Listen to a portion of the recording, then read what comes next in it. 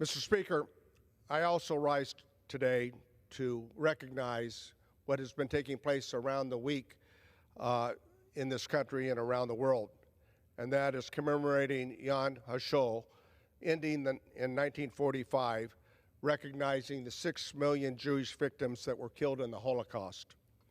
Sadly, on October 7th last year, 79 years after the Holocaust, we witnessed the terrorist organization Hamas rape, execute, and take hostages over 1,400 Israelis, Americans, and other nationalities, which was the largest killing of Jews since the Holocaust.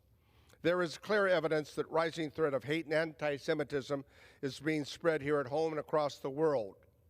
I want to commend President Biden and Speaker Johnson yesterday for bringing together a bipartisan gathering to speak against anti-Semitism challenges here in America. In the United States, anti-Semitism incidences have soared over 140% in 2023, breaking all previous records.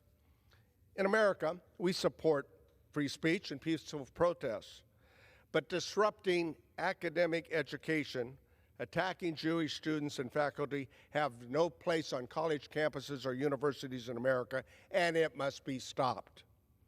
We must unmask groups like the National Students for Justice in Palestine for what they are. They celebrated on October 8th the actions of Hamas that took 1,400 Israeli lives.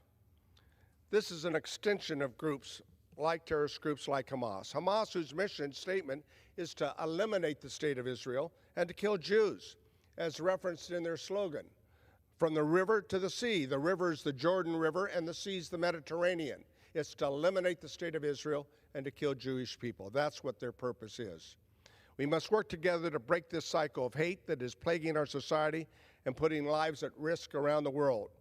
In an era of rising anti-Semitism coupled with fading memory of the Holocaust, we must fight conspiracy theories and ensure that lessons of the past are never, ever forgotten. Last month, I was in Israel, and I went to Nova concert site to witness the makeshift memorial where 364 concert goers attended, innocent people killed on October 7th. Last week, I participated in a bipartisan visit of members at the Holocaust Museum for an exhibit that clearly raises the issues of anti-Semitism in America. In the 1920s and the 1930s, led in part by prominent Americans like Henry Ford and Charles Lindbergh. I urge my colleagues and others coming to Washington to go and see this comparative analogy of anti-Semitism from the 1920s and the 1930s and what we are dealing with here today.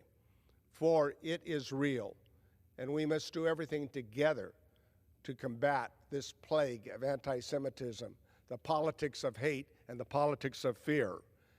For as the famous historian George Santayana once said, those who cannot remember the past are condemned to repeat it. And that's why it's important that we recognize this anniversary of the Holocaust and why we remember that on October 7th of last year, it is not a lingering, distant, fading memory, but it's a real reality hit that we have to deal with here today.